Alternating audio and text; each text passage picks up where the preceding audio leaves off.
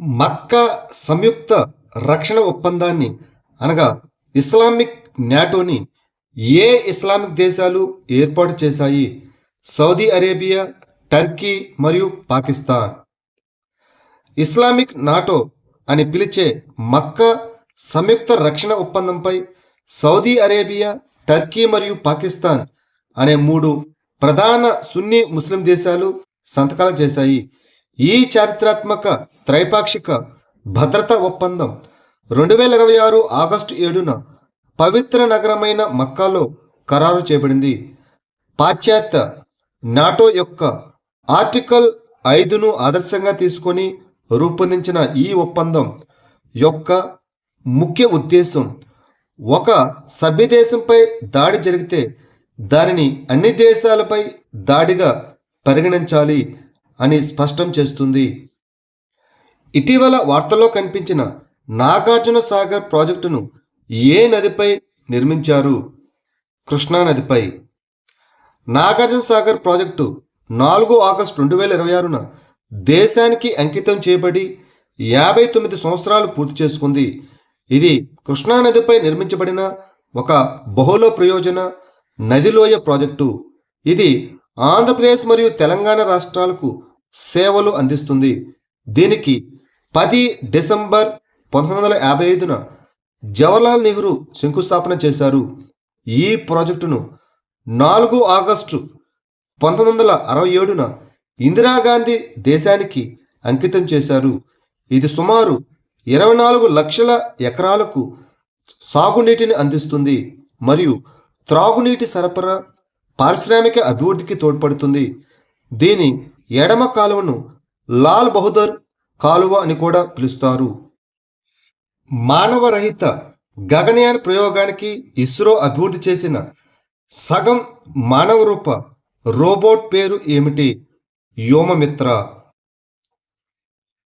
వ్యోమమిత్ర అనేది భారత అంతరిక్ష పరిశోధన సంస్థ ఇస్రో అభివృద్ధి చేసిన ఒక స్త్రీ సగం మానవ రూప రోబోట్. ఇది 2026 4వ త్రైమాసికంలో జరగనున్న తొలి మానవరహిత గగనయాన్ యాత్రలో భాగంగా ప్రయాణిస్తుంది. వ్యోమిత్ర అనే పేరు వ్యోమ అనగా అంతరిక్షం మరియు మిత్ర అనగా స్నేహితుడు అనే సంస్కృత పదాల నుంచి వచ్చింది. మానవ విధులను అనుకరించడం, పర్యవేక్షించడం, ప్రాణరక్షణ వ్యవస్థలను నిర్వహించడం మరియు సిబ్బందితో కూడిన యాత్రకు ముందు అంతరిక్ష నౌక యొక్క భద్రతా వ్యవస్థలను ధృవీకరించడం వంటి పనుల కోసం దీనిని రూపొందించారు. పాదచారుల భద్రత మరియు సార్వత్రిక ప్రాప్యత విధానం 2026ను ఏ రాష్ట్రం నోటిఫై చేసింది? ఆంధ్రప్రదేశ్. ఆంధ్రప్రదేశ్ ఆగస్టు 7న పాదచారుల భద్రత మరియు సార్వత్రిక ప్రాప్యత విధానం 2026ను నోటిఫై చేసింది. ఈ విధానం రాష్ట్ర వ్యాప్తంగా పట్టణ ప్రాంతాలు, గ్రామీణ ప్రాంతాలు, శాటిలైట్ టౌన్లు మరియు పట్టణ శివార్లను కవర్ చేస్తుంది. సురక్షితమైన, అందుబాటులో ఉండే మరియు అడ్డంకులు లేని పాదచారుల మౌలిక సదుపాయాలను సృష్టించడం దీని యొక్క లక్ష్యం. మౌలిక సదుపాయాలు కనీసం 2 మీటర్ల స్పష్టమైన నడక ప్రాంతం, జారకుండా ఉండే ఉపరితలాలు, స్పర్శ సూచికలు మరియు వీల్చైర్ ర్యాంపులను అందిస్తుంది. చేనేత కార్మికులకు డిజిటల్ గుర్తింపు కార్డులను అందించడానికి వస్త్ర మంత్రిత్వ శాఖ ఏ డిజిటల్ పోర్టల్ను ప్రారంభించింది? ఈ పెహచాన్. భారతదేశ వ్యాప్తంగా ఉన్న చేనేత కార్మికులు మరియు అనుబంధ కార్మికులకు డిజిటలైజ్డ్ ఏకీకృత గుర్తింపు కార్డును అందించడానికి వస్త్ర పరిశ్రమ మంత్రిత్వ శాఖ ఈ పెహచాన్ పోర్టల్ను ప్రారంభించింది. సంక్షేమ ప్రయోజనాల పంపిణీని క్రమబద్ధీకరించడం, సంస్థాగత రుణాల లభ్యతను మెరుగుపరచడం మరియు మధ్యవర్తులు లేకుండా కేంద్ర పథకాలను నేరుగా అందించడం ఈ ఇనిషియేటివ్ యొక్క లక్ష్యం. FISU world university squash championship టైటిల్ను గెలుచుకున్న తొలి భారతీయుడు ఎవరు?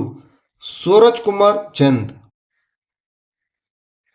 భారత స్క్వాష్ క్రీడాకారుడు అయిన సూరజ్ కుమార్ చంద్ FISU ప్రపంచ విశ్వవిద్యాలయ స్క్వాష్ ఛాంపియన్షిప్ టైటిల్ను గెలుచుకుని చరిత్ర సృష్టించాడు. హోరాహోరీగా జరిగిన ఫైనల్లో అతను హంగేరీకి చెందిన టకాక్స్ బెనెడెక్ను 3-2 తేడాతో ఓడించాడు. ఈ విజయంతో విశ్వవిద్యాలయ స్థాయి ప్రపంచ ఛాంపియన్షిప్లో భారతదేశానికి చారిత్రాత్మక స్వర్ణ పతకాన్ని సాధించిపెట్టాడు. అంతర్జాతీయ విశ్వవిద్యాలయ క్రీడా వేదికపై భారత స్క్వాష్కు చంద్ సాధించిన ఈ ఘనత ఒక ప్రధాన మైలురాయిగా నిలుస్తుంది. వ్యక్తిగత మహిళల సీనియర్ ఏరోబిక్ జిమ్నాస్టిక్స్ విభాగంలో భారతదేశానికి తొలి స్వర్ణ పతకాన్ని ఎవరు గెలుచుకున్నారు? అరిహా పంగంబం.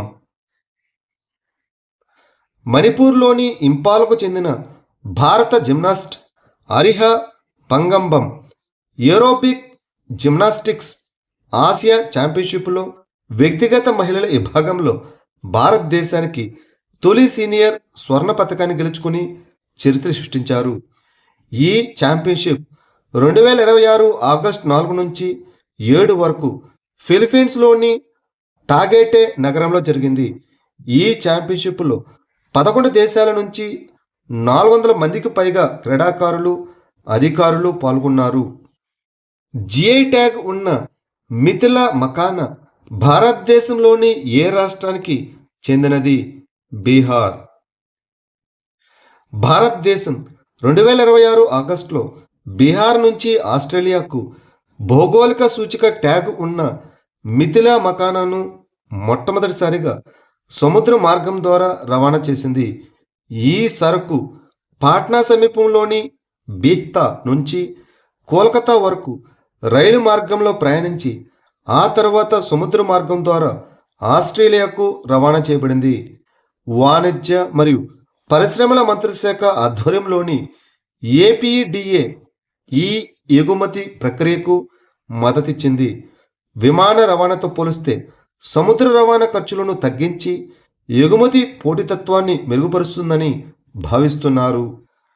పకల్దుల్ జలవిద్యుత్ ప్రాజెక్టు కారణంగా ఇటీవల వార్తల్లో నిలిచిన మరుసుదార్ నది ఏ నదికి ఉపనది? చేనాబ్ నదికి.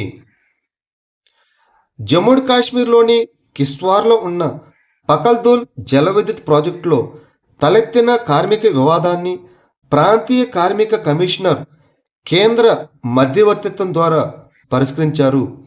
ఈ పకల్దుల్ అనేది చేనాబ్ నదికి ఉపనది అయిన మరుసుదార్ నదిపై నిర్మాణంలో ఉన్న 1000 మెగావాట్ల జల విద్యుత్ ప్రాజెక్టు. ఇది ఏటా సుమారు 3330 మిలియన్ యూనిట్ల విద్యుత్తును ఉత్పత్తి చేస్తుందని అంచనా. అనుమానిత అక్రమ వలసదారులను గుర్తించి ధృవీకరించడానికి ఏ నగర పోలీసులు ఆపరేషన్ ముక్తాను ప్రారంభించారు? బెంగళూరు పోలీసులు. అక్రమ వలసదారులుగా అనుమానిస్తున్న వారిని గుర్తించి ధృవీకరించడానికి బెంగళూరు నగర పోలీసులు 2026 ఆగస్టు 8న ఆపరేషన్ ముక్తాను ప్రారంభించారు. ఈ ఆపరేషన్ ముఖ్యంగా సరైన పత్రాలు లేకుండా నివసిస్తున్న బంగ్లాదేశ్ జాతీయులుగా అనుమానిస్తున్న వారిపై దృష్టి సారించింది.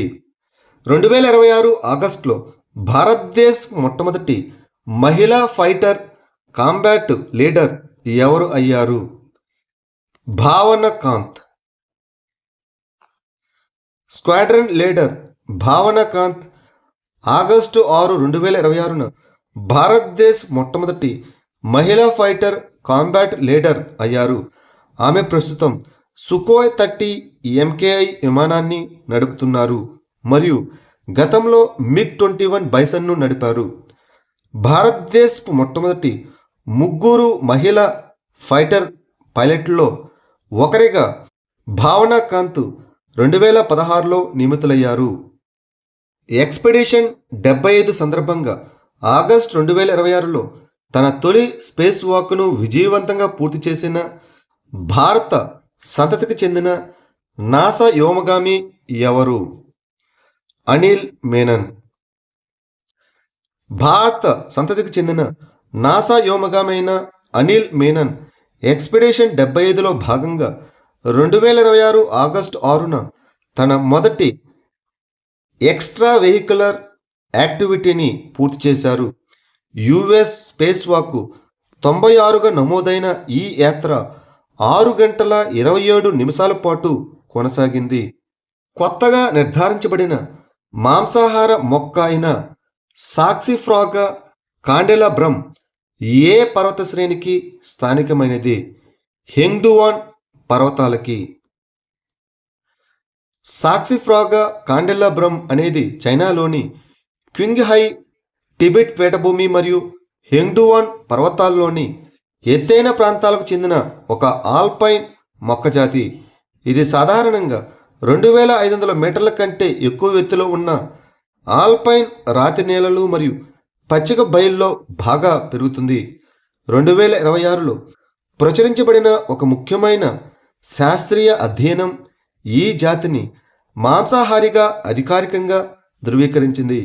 ఇది తన కాండాలు మరియు కొమ్మలపై ఉండే ఎర్రటి జిగురు గ్రంథియుత రోమాలను ఉపయోగించి చిన్న కీటకాలను పట్టుకుంటుంది.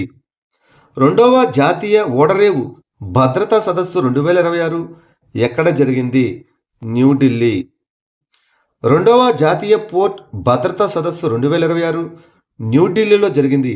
ఈ సదస్సులో కేంద్ర ఓడరేవులు, షిప్పింగ్ మరియు జలమార్గాల శాఖ మంత్రి సర్బానంద్ సోనోవాల్ ప్రసంగించారు. అధునాతన సాంకేతికతలు, సైబర్ సెక్యూరిటీ మరియు సంస్థాగత సమన్వయం ద్వారా భారతదేశ సముద్ర భద్రతా వ్యవస్థను బలోపేతం చేయడంపై ఈ సదస్సు దృష్టి సారించింది. ఇటీవల BWF పారా వరల్డ్ సర్క్యూట్లో 2 పతకాలు గెలుచుకున్న పారా షట్లర్ బిరి టకర్ ఏ రాష్ట్రానికి చెందినవారు? అరుణాచల్ ప్రదేశ్. అరుణాచల్ ప్రదేశ్కు చెందిన బిరి టకర్ బ్రెజిల్లో జరిగిన బ్యాడ్మింటన్ వరల్డ్ ఫెడరేషన్ BWF పారా వరల్డ్ సర్క్యూట్లో 2 పతకాలు గెలుచుకున్నారు. ఆయన పురుషుల డబుల్స్లో స్వర్ణ పతకాన్ని, పురుషుల సింగిల్స్లో కాంస్య పతకాన్ని గెలుచుకున్నారు.